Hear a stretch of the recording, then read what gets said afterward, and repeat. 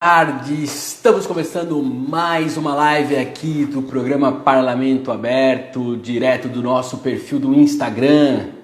Hoje falaremos com Bernardo Valentim, que é membro do coletivo Transitando, e falaremos sobre aí as conquistas e lutas do movimento LGBTQIA+. Claro, vamos explicar tudo, o que tudo isso significa. Então, vocês que forem chegando, sejam bem-vindos, sejam bem-vindas. É mais uma live, inclusive 5 horas em ponto, acabou aqui de bater, eu estou no centro de Piracicaba, acabou de bater o sino da catedral, então estamos aí exatamente às 5 horas começando essa live pontualmente, quase parece quase britânico. Estou aqui ó, com a Maju, com o Chalim, com a Cláudia, sejam todos bem-vindos, vou mandar um aceno para vocês aqui. Que a live hoje vai ser muito bacana, estou muito empolgado com esse tema. O Bernardo já estou chamando ele para começar esse bate-papo aqui que vai ser muito interessante, vai ser muito bacana. E aí, Bernardo, beleza? Tudo bom, Eric? Tranquilo? Cara, sabe aquele eco que eu falei pra você que tava dando? Tá dando de novo, cara. Meu Deus do céu. Nem fale, né? Vamos ver se agora colocando o fone inverte a fase da coisa. Melhorou? Boa, tá me ouvindo? Perfeito. Então tá ótimo, agora melhorou. Tirou, porque aquela coisa, cara, falar, a mensagem vai e depois volta, acaba confundindo aqui pra gente poder fazer, né, como fala, ficar focado no que a gente vai falar exatamente. Bom, pessoal que for chegando aí, sejam como eu falei, sejam todos bem-vindos, sejam todas bem-vindas. Tá brincando aqui, Bernardo, enquanto você entrava, e eu estou aqui no centro de Piracicaba, acabou de bater aqui de badalar o sino às 5 horas da tarde aqui da Igreja Catedral, então estamos muito pontuais aí, né? Quase parecendo britânico para começar a nossa live. Essa live aqui, cara, é de número 92 já. Ó, 92 lives, cara. Nem acredito, viu? Todo dia fazendo live. É um conteúdo e tanto, viu, cara? E tem sido muito legal, muito bacana. São vários assuntos que a gente traz aqui, conversa, né? Eu, como eu sempre falo, eu aprendo muito porque, né, tô aqui conversando com várias pessoas, então é um aprendizado, é muito bom.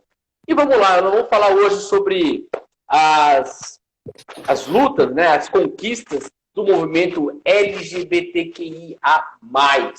E aí, vamos começar falando para o pessoal que está chegando aqui, que talvez não entenda muito bem, mas eu acho que poderia começar que você explicasse para nós o que significa essa sigla, que começou LGBT, aí veio vindo LGBTQIA+, e sabe-se lá mais o que vem por aí. Claro, que venha. Mas explique pra gente o que significa e por que dessa unificação, né? Então, vamos lá. Essa sigla, né, que hoje a gente usa aí como LGBTQIA+, era lá no começo, antes de tudo, era o famoso, o que se tinha como GLS, né? Que era o que se falava de gays, lésbicas e simpatizantes. Então, com a evolução dos tempos, o S, que seria o simpatizante relacionado às pessoas héteros que se simpatizavam com a causa homossexual, homoafetiva, ela foi retirada simplesmente porque é uma questão assim, a gente agradece muito e a gente precisa muito do seu apoio, mas é uma luta nossa. Então, essa retirada foi justamente para dar visibilidade para a população LGBTQIA+. E aí, essa sigla tende a aumentar, né? Se a gente já acha ela grande, esse sinalzinho de mais, no final ele engloba outras características, outras orientações sexuais, outras identidades de gênero que estão sendo estudadas para serem incluídas literalmente na sigla, assim como o L, assim como o G, o B, o T e tudo mais. Então, por enquanto, tomando por base essa que a gente tem agora, o L são lésbicas, o G, gays, o B, bissexuais, o T, nesse caso, ele engloba toda a população trans, travesti, transgênero e transexuais. Antes teve uma época que se teve os 3 T's na sigla também, mas hoje só usa um. O Q é a população queer, né? O I, intersexo, e o A, assexuais. O G são homens, começar do começo, né? O L seriam, então, mulheres que sentem atração sexual afetiva por mulheres apenas. O G é o caso dos homens. Então, homens que se sentem atraídos única e exclusivamente por homens. O B seriam homens ou mulheres que se sentem atraídos afetiva sexualmente tanto por homens como por mulheres. Então, por ambos. Não mais que um, não mais que outro, mas por ambos. O T, como eu falei, é transexual, travesti, transgênero, que está relacionado a como a pessoa se vê, né? Então, são pessoas não cis. Então, aqui no nosso bate-papo, eu sou uma pessoa trans, eu sou um homem trans, que me foi designado um gênero no meu nascimento por fatores biológicos, mas eu não me identifico com ele. Então, eu sou uma pessoa trans, um homem trans. E no seu caso, Eric, você é um homem cis. Por quê? Te foi designado o gênero masculino, também por fatores biológicos, no seu nascimento, e assim você se identifica na sua vida, no seu dia a dia. Né? Então, o T seria em relação à comunidade que eu pertenço, no caso, população trans. O Q, que é o do queer, ele está dentro... Antes de ir para o queer, o travesti e o transgênero, também acho que seria interessante. O travesti a gente conhece mais por conta, né, das travestis que são figuras comuns, né? Mas o que caracteriza um travesti? Então, é que no caso, é uma coisa que a gente tem que conversar, travesti tem que ser sempre referindo no feminino. No feminino, então por exemplo, o travesti não existe, é sempre a travesti, né? E, na verdade, pelo menos até onde eu tenho estudado e tudo mais, é uma questão muito de uma posição política, né? Antes, se tinha uma visão de que mulheres que se identificam enquanto travesti não tinham feito a cirurgia de redesignação sexual, né? Que está relacionada àquela cirurgia da genital e tudo mais. Enquanto as mulheres trans teriam feito. No caso, independente, há mulheres trans que querem e que tenham feito essa cirurgia e travestis também na mesma situação. Mas por conta de toda uma autodenominação, uma autoidentificação, num contexto realmente político, de se posicionar politicamente, há quem prefira se identificar enquanto travesti, como há quem prefira se identificar enquanto mulher trans. Então não teria uma característica, né? Tipo, você tem que fazer isso para ser travesti, isso para ser mulher trans. É uma questão de identidade mesmo, como ela quer se ver na sociedade, né? Tem toda aquela questão, porque travesti é o terceiro sexo. Não é isso, porque esse terceiro sexo seria mais essa questão da teoria queer, né? Então, teria essa diferença mais em relação à pessoa. Ela bater no peito e falar, não, eu sou uma travesti, então você é uma travesti. Tá? Perfeito. Aí vem o quê? Né? Que é o queer. Isso, que é o queer. Que está relacionado à população não binária. Essa população não binária significa dizer que ela não se identifica totalmente nem enquanto homem, nem totalmente enquanto mulher. Então, ela fica nesse espaço mexendo com essas duas polaridades que a gente tem, né? Então, por exemplo, a gente está numa sociedade binária, em que ou a gente é homem ou a gente é mulher, tipo, em documento, em questão de se apresentar, por conta de toda uma cultura que a gente tem, né? E a questão de ser queer, que veio da teoria queer, que ela diz basicamente o quê? Tanto a orientação sexual como a identidade de gênero, elas são resultado de uma construção social e não de fatores biológicos. Então, tipo, essa questão, ai, roupa de menino, roupa de menina, coisa de menino, coisa de menina. Então, a questão dos queers, da população não binária, elas mexem muito com essas duas polaridades, entendeu? E aí vem o I, você falou que é intersexo, é isso? Isso, as pessoas intersexo, na realidade, o que acontece? É a não binariedade, só que no seu desenvolvimento sexual, né? Então, eles não têm totalmente formado o seu sistema biológico nem no masculino e nem no feminino. Isso entra em questão de hormônios, de genital, de cromossomos e tudo mais.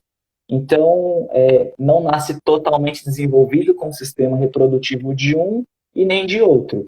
Então, a sua identidade ela é construída basicamente pelos seus representantes, né? Pelos seus pais e tudo mais, pelos seus responsáveis.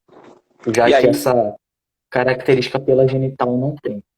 perfeito. E aí vem o A, que você falou que é assexuado. É isso? Isso, assexual. Assexual. Isso. Tá. Que são as pessoas, num termo grandão assim, que não sentem atração afetivo-sexual por ninguém. Tipo, e aí dentro do A que tem a divisão, né? Então, tem assexuais que sentem atração afetiva por determinadas pessoas, mas não sexual. Ou então sentem sexualmente, mas não sentem afetivamente. Mas essa questão de não sentir, não desenvolver isso com outras pessoas. Perfeito. Interessante, cara. É muito importante você fazer toda essa explicação. Primeiro, claro, para as pessoas entenderem, né? Para ter um entendimento do que isso significa. E mais importante ainda, para mostrar a diversidade que há em cada pessoa, em como ela se reconhece, né? E se a gente está falando numa sociedade democrática, né? Muitos pregam isso, a gente prega isso, claro, né? Eu acho que é inegável que a democracia ela deve ser um norte para todos nós. Então, nada mais justo que a democracia também ela absorva todas essas expressões.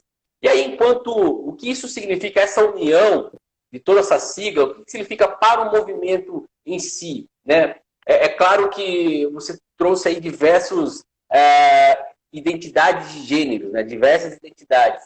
Agora, o que isso significa para você na luta? Eu acredito que mesmo dentro dessas variadas identidades de gênero, há questões, demandas que são específicas. Sim, eu acho que entra muito essa questão de conseguir trazer a voz de toda essa sigla para conseguir a luta realmente pelas garantias, pelos direitos, mesmo que seja de uma letra só, né? Porque, por exemplo, em relação tem a questão da orientação sexual e da identidade de gênero, né? Elas andam lado a lado. Então, por exemplo, orientação sexual é por quem eu me sinto atraído afetiva sexualmente. E a identidade de gênero, como eu me vejo.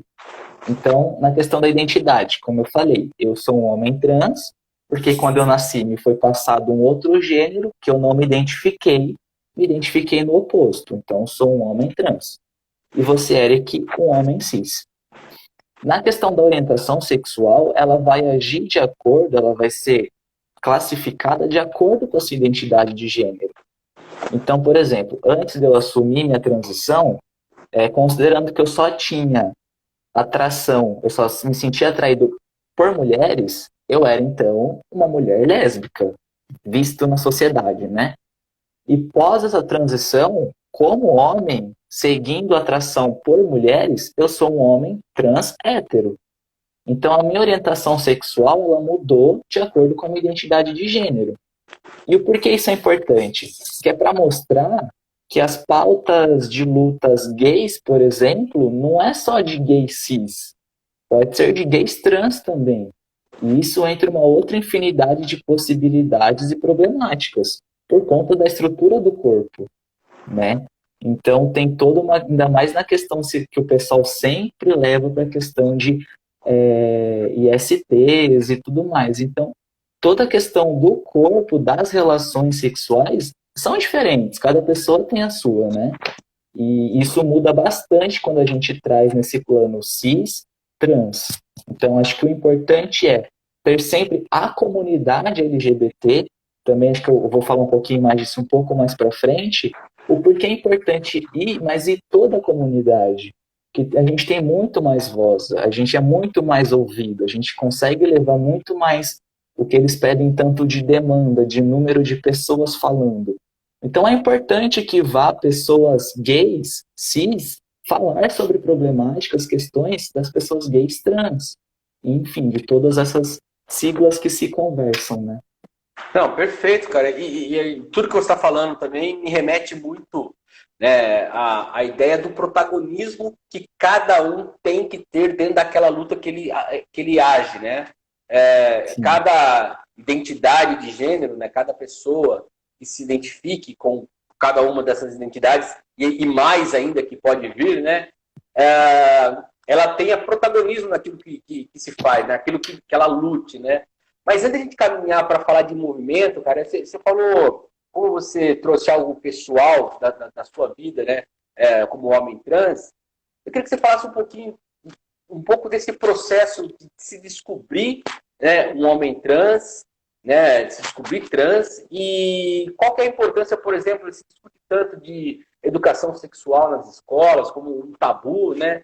E o quanto isso é importante para você ter essa descoberta pessoal e conseguir chegar nessa identidade que você realmente sente ter, né?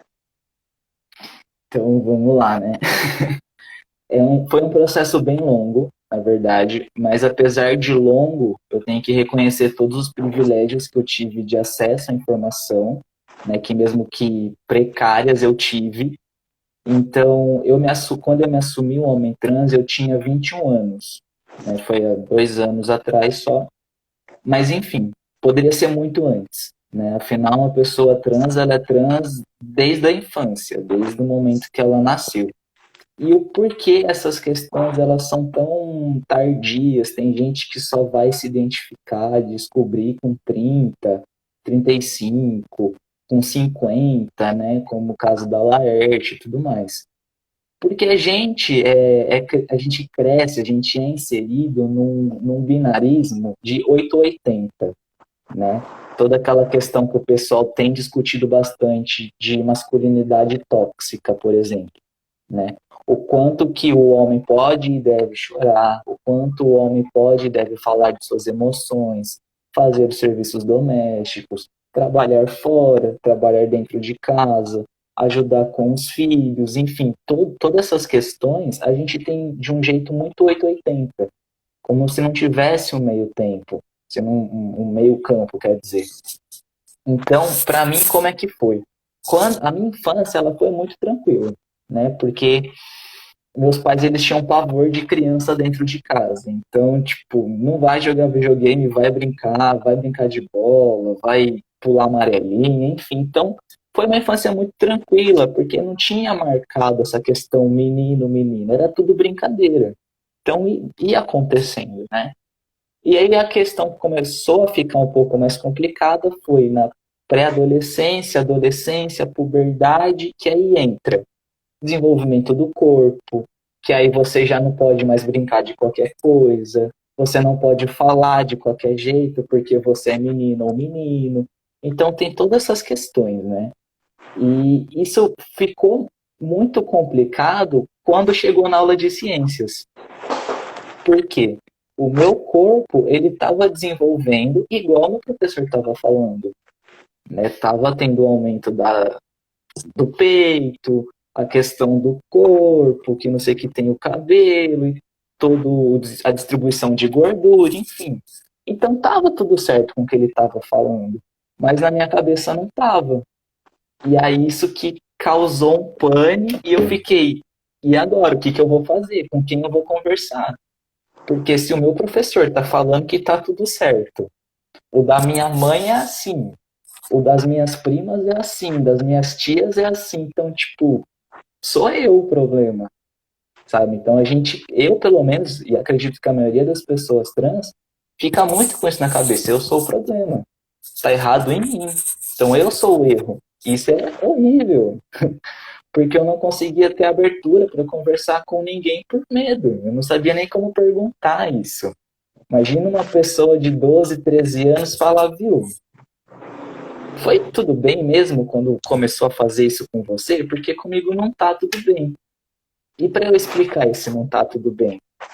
Então, a questão também é a gente começar, principalmente nas escolas, né, já que é esse ambiente de formação, informação, é naturalizar esses assuntos, né? Naturalizar a diversidade de corpos, naturalizar a diversidade de opções. Isso porque quando a gente é adulto e começa a ter relações sexuais, por exemplo, os prazeres, né, os famosos pontos G, são muito individuais. Então, como é que eu vou descobrir o meu se eu nem sei sobre o meu corpo? Então, acho que trazendo esses debates de uma forma educativa, naturalizando, porque corpos são naturais, se desenvolvem de formas naturais, é o que vai tornar menos difícil. Não vou dizer deixar mais fácil, mas talvez deixar menos difícil, porque pelo menos teria essa abertura para perguntar, sabe? Perfeito, cara. Legal. Bom, muito bacana. E obrigado por você dar esse relato, né, pessoal. A gente sabe que trazer questões pessoais acaba mexendo com outros sentimentos, né, outras questões, mas fico agradecido realmente por você trazer dessa forma tão clara, assim, tão aberto de coração para poder falar com a gente sobre isso. E voltando na questão do movimento LGBTQIA+, né, cita quais são os momentos históricos, né, que esse movimento criou força, criou visibilidade, tanto em termos de mundo, quanto em termos de Brasil, né? Até no nosso teste, às 4 horas da tarde, eu falei com você sobre o caso recente que nós tivemos do ator Tami Miranda, né, que participou de uma propaganda voltada ao Dia dos Pais. Então, eu queria que você tratasse um pouquinho dessa parte mais histórica do movimento, né? Quais são os momentos em que isso teve maior visibilidade? Então, Eric, eu tenho para mim, pelo menos, e principalmente trazendo, né, essa pauta da comunidade trans, porque é a pauta que eu estou principalmente inserido, eu tenho 2 momentos que eu acho que foram bem marcantes, né? Um a nível mundial, que foi a Revolução de Stonewall, que acho que é o grande boom, assim, para a comunidade LGBTQIA+, no geral. E um outro que aconteceu aqui no Brasil, é extremamente recente, que foi chamada Operação Tarântula, né? Então, para começar, o Stonewall. O Stonewall é que deu a origem para fazer com que o dia 28 de junho ficasse marcado como o Dia Internacional do Orgulho LGBTQIA+. Então, por que esse dia? Acontece que na década de 60, lá em Nova York, não só lá, né, mas é que esse fato aconteceu lá, se travestir ou então ser homossexual era considerado crime contra a natureza, né? E aí a população LGBT, então, ela se refugiava, se encontrava em lugares secretos, bares que ainda não havia sido fechado pela polícia local e tudo mais, por conta dessa perseguição mesmo. E aí, no dia 28 de junho de 69, a polícia invadiu o Stonewall Inn, que era um desses bares clandestinos que tinha em Nova York, que essa população se reunia. E aí, os policiais levaram cerca de 13, 15 pessoas, alegando o descumprimento do estatuto da violação do estatuto de vestuário. Esse estatuto, ele estabelecia que as pessoas deveriam estar usando pelo menos 3 peças de roupas de acordo com o seu sexo. Então, por exemplo, um homem teria que estar de calça, camiseta e sapato, né? Não poderia estar com brinco, essas coisas assim. E aí, eu tô dando risada, cara, porque é um negócio tão bizarro. Eu tô falando de 69, 70, cara. É uma coisa que é outro dia mesmo. É bizarro, mas... Exatamente. Enfim, pode continuar. Exatamente. E aí, quando esses policiais estavam saindo do bar, eles foram recebidos lá fora com pedradas, o pessoal começou a jogar objeto, teve princípios de incêndio, contra essa repressão realmente, né? Porque era por isso que eles estavam sendo presos. No caso, mulheres trans, travestis, drags.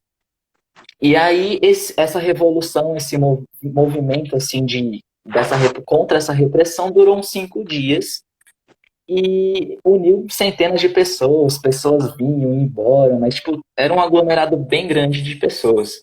E aí, a partir disso, é que surgiu a Frente de Libertação Gay dos Estados Unidos, que aí, depois de um ano, eles organizaram o que ficou conhecido como a primeira parada LGBT, nesse dia 28 de junho, em memória a essa revolta que teve, né? E aí que, nesse intervalo de um ano e dali em diante, se começou toda essa pesquisa de busca por direitos humanos em relação à população LGBT, direitos básicos, né? Que alcançou a níveis mundiais, enfim, a gente tem até hoje, graças a Deus. E aí eu acho muito importante falar, que depois eu vou retomar isso, as figuras principais dessa revolta foram Sylvia Rivera e Marsha P. Johnson, que eram 2 mulheres trans. Nesse movimento LGBT eram 2 mulheres trans que estavam à frente. Beleza. Um outro ponto bem marcante que eu tenho, pelo menos, que eu acho ser muito importante, que foi o chamada Operação Tarântula, que aconteceu aqui no Brasil. Tem um livro que chama Ditaduras e Homossexualidades. São vários relatos que foi organizado pelo James Green e pelo Renan Quinalha, que essa Operação Tarântula nada mais foi uma transfobia institucionalizada numa tentativa de um processo de redemocratização do país.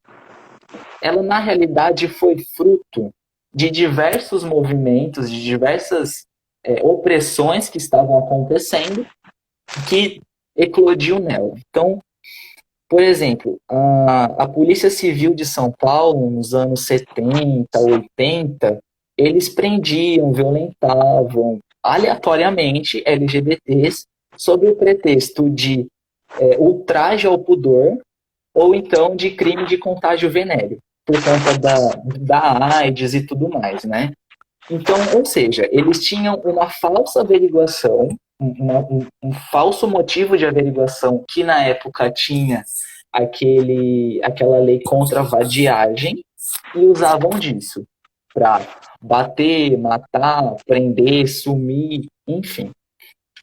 E aí, com isso, nesses cenários, né, de coisas que vinham acontecendo, então, de 70, 80, em 1987, logo depois da eleição de Tancredo Neves, em 85, né, que marcava ali o final da ditadura, em que, teoricamente, a gente teria o final de uma censura, consequentemente, teria uma maior liberdade social, cultural, de imprensa, enfim. Só que, apesar desse marco, o país não ficou limpo de um ideal conservador, né? Porque o machismo, a LGBTfobia, eles eram muito fortes. Então, foi aumentado ainda mais com o boom da AIDS, né? Já que as desinformações sobre a doença, né? As informações eram muito precárias. E aí contribuiu para aquele tido pânico moral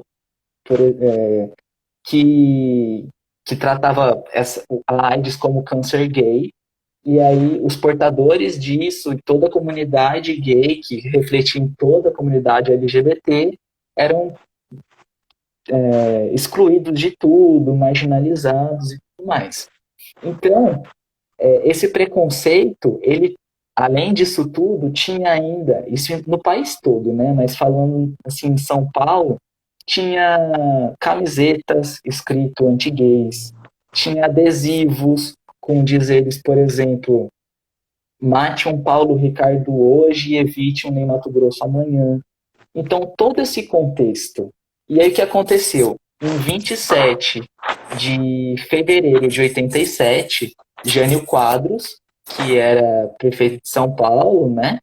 Ele iniciou uma guerra higienista contra a população LGBT com a instauração da Operação Tarântula.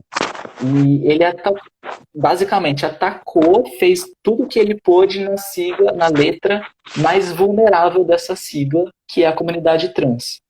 Então, cerca de 300 mulheres trans, travestis, elas foram presas nesse período dessa Operação Tarântula, e não só presas, né? Violentadas, torturadas, sumiram. Isso, assim, considerando que 300 são a estatística, são casos registrados. A gente sabe que o número real tende a ser muito maior, né? Por diversos fatores. Então, essa Operação Tarântula, ela foi a legalização do absurdo, né? Já que era para ser um marco de o início de uma nova era, de liberdade de expressão, de tudo mais. E aí o que aconteceu?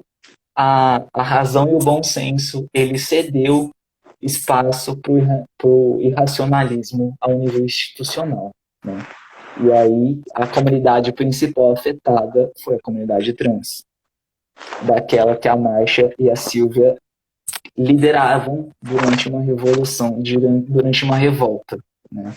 Cara, é assustador, é assustador. É assustador não só por tudo que aconteceu, mas evidente, claro, por tudo que aconteceu, e pelo fato de que isso precisa ser evidenciado, né? Eu acho que é importante esse relato, porque talvez eu, por conta de uma certa militância política, acabo conseguindo ter contato a esses eventos. Já conheci um pouco da Operação Tarântula, mas não é algo conhecido, né? A que nível leva, né, o conservadorismo, né, essa radicalidade, esse extremismo, né, em torno da natureza humana. E, pô, você falou do Ney Matogrosso, cara. Secos e Molhados é uma das bandas mais revolucionárias do rock mundial. Pessoal, não deixe Secos e Molhados não existir, por favor.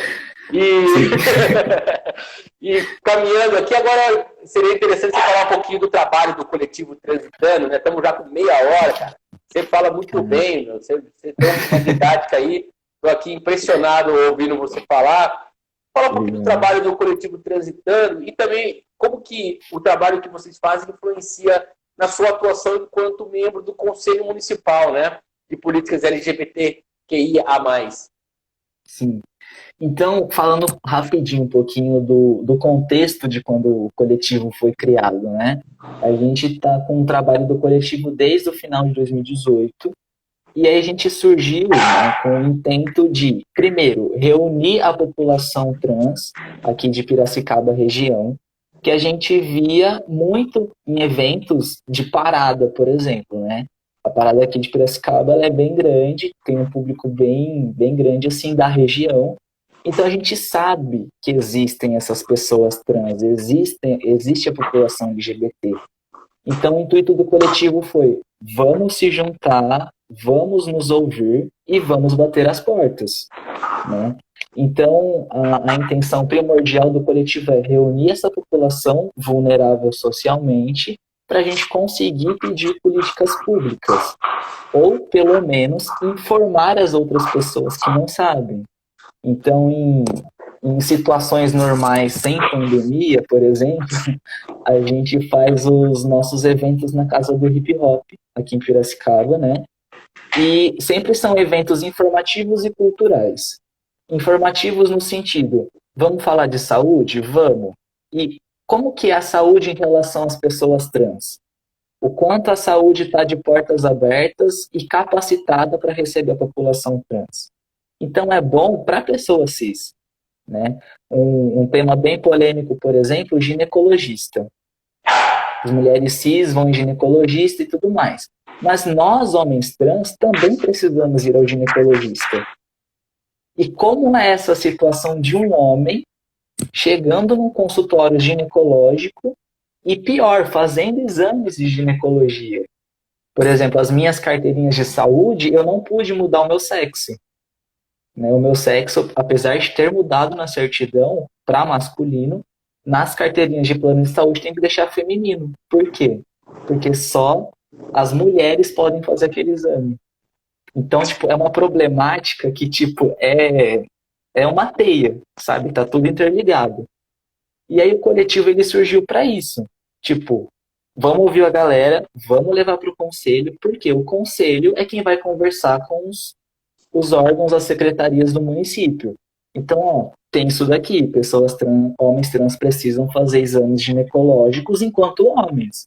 E aí, como vamos fazer? Não, vamos conversar com a Secretaria de Saúde, tudo mais. E a elaboração do plano municipal. Então, assim, para mim, é que o coletivo é o meu coração, né? Acho que eu me assumi no começo de 2018, o coletivo surgiu no final de 2018, então, tipo, eu fiquei, é isso. Então, o coletivo é muito uma casa para mim. E aí eu acho muito legal porque a gente consegue perceber ainda mais o quanto cada história é muito individual, né? Uma transição nunca vai ser igual a outra, né? A minha transição não é igual a dos meus amigos trans. Cada um tem sua história, cada um tem seu jeito de entender, de levar as coisas. Então, tipo, é muito além. E aí o coletivo ele também tem essa, ó, para mim foi assim, para você pode ser assim, como tá sendo para você. Então, essa comunicação também, né? E o do conselho, eu Legal. acho que seria o meio bem efetivo, como eu falei, por conta de toda a comunicação que ele próprio tem com a prefeitura, né? Sendo bem explícito assim. Então, para ter esse diálogo de levar necessidades, trazer as necessidades e tudo mais. Você colocou uma necessidade na questão de saúde, mas o que você pode falar em termos de pautas, outras pautas que são do coletivo, né? Divulgar todo esse trabalho que vocês fazem, que acredito que saúde é um setor, mas tem educação, tem cultura, né? Tem outros aspectos, segurança, outros aspectos também que vocês devem trabalhar. Fala um pouquinho dessas outras pautas que vocês desenvolvem dentro do coletivo. Sim. A gente, uma coisa que a gente tem feito bastante, né, principalmente em quarentena, que é a gente cria conteúdo, material para postar nas redes, porque, né, a gente não tem como ir a todos os lugares, ninguém, inclusive, deveria, mas enfim. Então, tem toda essa questão de trazer o que é orientação sexual, o que é identidade de gênero, o que é sexualidade dentro de campos de formação. Então, por exemplo, conversar com professores, com educadores, com palestrantes. A questão de saúde é uma coisa que a gente tem que conversar muito aqui em Piracicaba, que a gente tem conversando, tem surtido efeito. Então, essas comer pelas beiradas, né? A questão da segurança pública é um outro ponto que acho que eu vou retomar um pouquinho melhor na questão das garantias que a gente veio conquistando. Mas o que a gente precisa fazer? Tem que ter uma capacitação, mas que capacitação é essa que o pessoal tanto fala? Vamos entender. É isso que, tipo, a gente está aqui conversando, né? Lá, aquela questão no começo da live que você falou que para mim podia ser algo batido, né? Falar sobre orientação sexual, identidade de gênero, o que é o que não é, é batido, mas é preciso, né? É uma coisa que eu não sabia. E é o que eu sou. Então, tipo, imagina quem não é.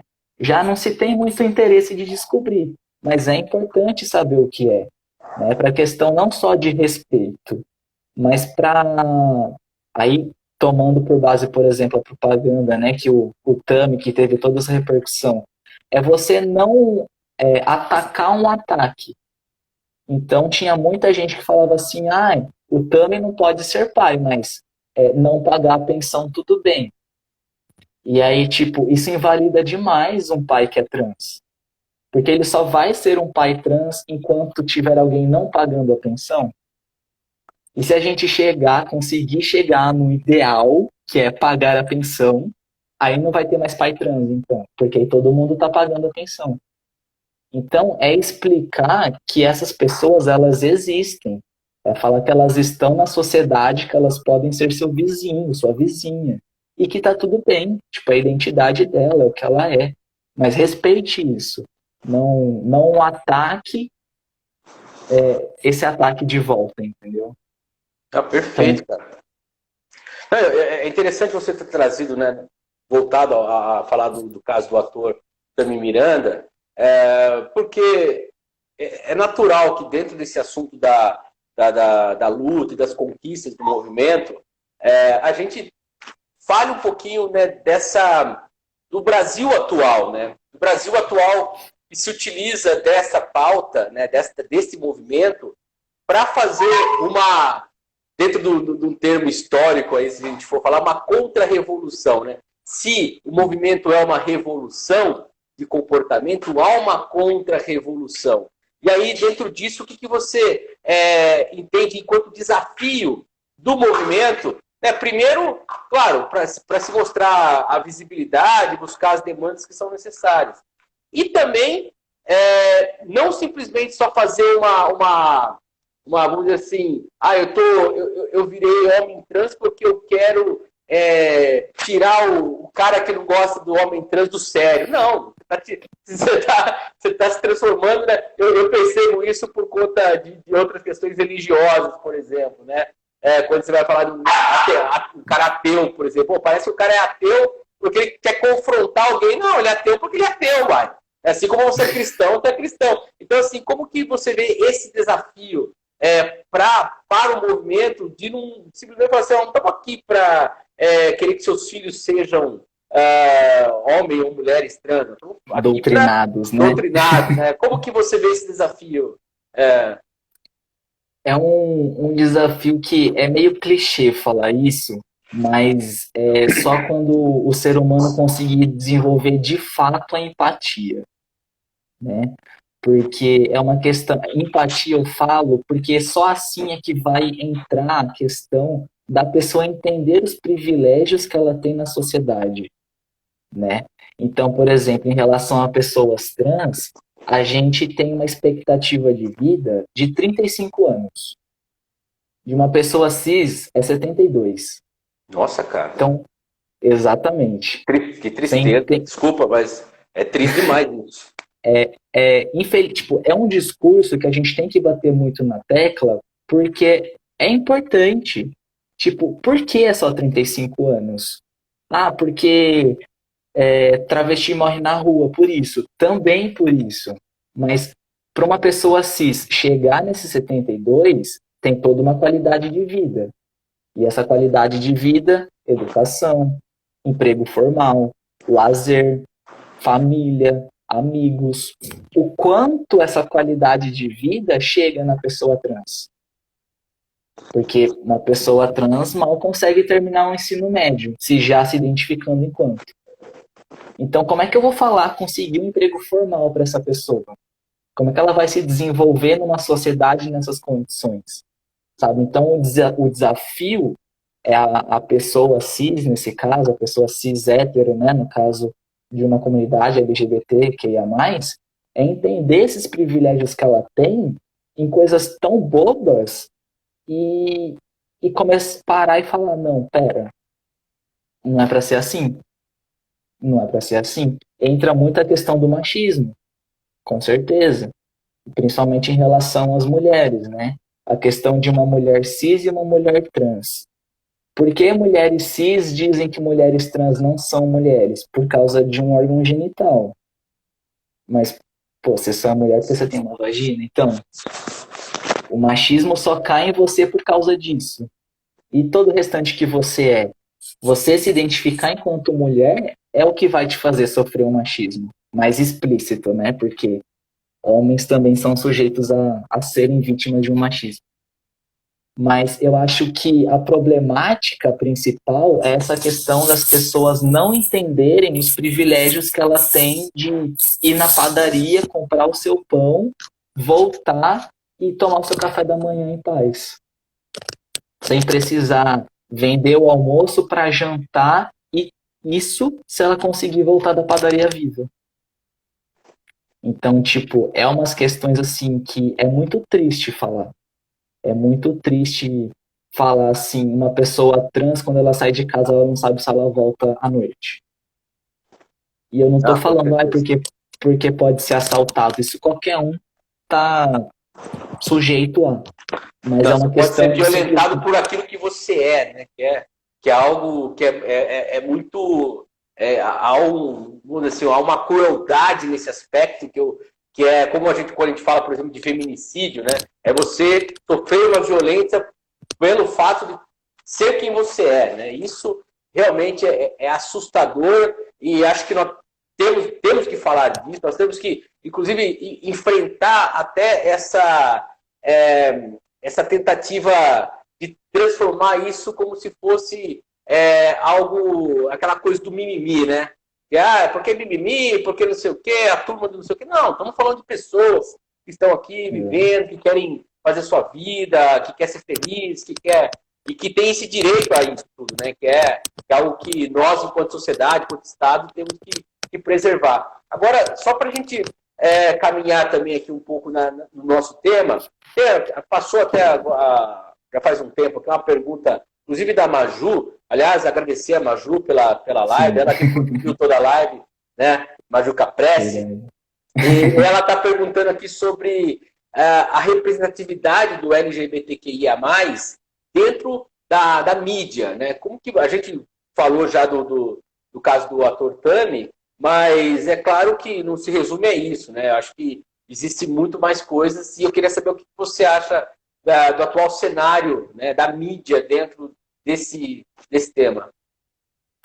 É um tema muito importante, né? Porque se a gente está falando de desenvolvimento pessoal, então pessoas podem se desenvolver mais para a cultura, pessoas podem se desenvolver mais para a educação. Então, ter alguém, alguma figura ali que mostre, olha, você é trans, mas você pode ser professor, você pode ser atriz, ator, músico. O que acontece, que a gente vê muito comum, né? O principal cenário LGBT é a cultura. É cantor, é atriz, é músico. E por quê? Porque é tido como um emprego não formal. E por que eles estão nesses empregos não formais? Por conta de toda uma questão estrutural institucional, de uma exclusão. Não vou dizer assim, você é gay, você não pode entrar aqui. Não é.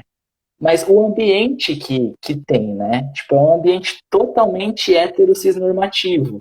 Para uma pessoa LGBT, é um ambiente meio assim, cria uma repulsa. Porque você fica aqui, eu vou ser violentado. Eu não quero ser violentado, então não quero estar aqui. Mas não é que eu não quero porque eu não gosto daquilo. É por conta das pessoas que estão naquele meio. Então a questão da visibilidade, da representatividade, é mostrar isso, no caso do Tami. O Tami, ele é empresário, ele é ator e tudo mais, mas ele é pai. Eu posso ser pai um dia. Né? Eu me formei ano passado, eu posso ser advogado. Eu sou um homem trans advogado. Então, são questões de profissões do dia a dia para essa população, porque essa população está na sociedade. Né? Não, porque você é LGBT, você só pode trabalhar com isso, isso e isso. Não fazem isso com uma pessoa cis hétero. Uma pessoa que é cis hétero tem todas as opções possíveis, por que o LGBT não? Então, é essa questão de ambientes e retoma aquele lance de formação para a gente naturalizar essas pautas. Tipo, o jeito que a pessoa trabalha é muito individual. Se ela é uma pessoa mais comunicativa, mais expressiva, mais na dela, mais de raciocínio, mais de criatividade, é do indivíduo. Né? Às vezes ela teve que desenvolver ferramentas a mais por fatores diversos, mas é o jeito dela trabalhar, ela gosta de trabalhar com aquilo. Sabe? Quem sou eu para falar o que uma pessoa vai ou não vai trabalhar? Né? Acredito que nem quem é um chefe, né? Quem é o chefe da situação, deveria fazer isso. Acho que para uma questão de produtividade, qualidade, serviço, produto, bom, essa pessoa se dá melhor nessa etapa. Então, quer ficar aí? Acho que vai ser melhor. Então, como as coisas realmente desenvolvem, né? Eu acho que nesse sentido de representatividade. De ver o, tipo... E você acha que a mídia tenha aberto espaço para essa discussão? Quando eu falo assim, né, não só em rede social, porque eu vejo alguns canais, inclusive, você falou mesmo que o coletivo tem, né, os seus perfis e faz essa discussão, mas assim, de maneira geral, de trazer essa discussão como algo que seja um problema da própria, aquilo que eu falei no começo, né, da própria democracia brasileira. Porque quando a gente fala que a gente vive em democracia, primeiro que não é só uma eleição que faz um país democrático, né? E segundo que é um ambiente de liberdade, né? Até vou retomar aqui uma frase que eu usei aqui na semana que nós fizemos voltada à representatividade da mulher, né? Quando você falou do medo e tal, eu lembrei muito da frase da Nina Simone, né? Que liberdade é não ter medo, né? Quando que as pessoas vão ter essa liberdade, né, de fato, poder, né? Você acha que essa discussão está em voga ou ainda falta muito para chegar nisso? Eu acho que a gente está num passinho de formiguinha, mas está indo dentro dos nossos micros, né? Eu acho que está muito ligado essa discussão à questão de sair da zona de conforto, né? É entender que está tudo bem o homem chorar, que está tudo bem a mulher sustentar a casa, que está tudo bem um homem falar dos seus sentimentos, que tá tudo bem um homem usar uma camiseta rosa, que tá tudo bem um homem usar uma saia. Então, assim, são zonas de confortos para quem, né? Mas enfim, que as pessoas elas são jogadas a partir do sexo biológico. Então, tipo, fazendo apanhadão de tudo que a gente falou até agora. Nasci com sexo biológico masculino, então sou homem, vou crescer como homem. Vão ser me dadas ferramentas que são dadas aos homens, então, frieza, um desenvolvimento do raciocínio, com todo respeito, não sei se essa foi a criação que te foi dada, mas ser grosso, talvez até com uma certa falta de higiene. Então, tudo bem não limpar o quarto, tudo bem não escovar o dente depois de toda a refeição, cuspir no chão. Então, essas questões que o machismo traz pra gente, né? Não é culpa da minha mãe, culpa do meu pai, é porque eles foram ensinados assim, que foram ensinados assim e que tem toda uma linha. Então, essa questão de sair dessa zona de conforto é que vai fazer as coisas mudarem. Então, por exemplo, eu nasci no sexo biológico feminino. Me foi dadas as ferramentas que são dadas para as meninas. Então, eu tenho que ter uma solidariedade. Eu tive que desenvolver uma escuta maior que uma fala.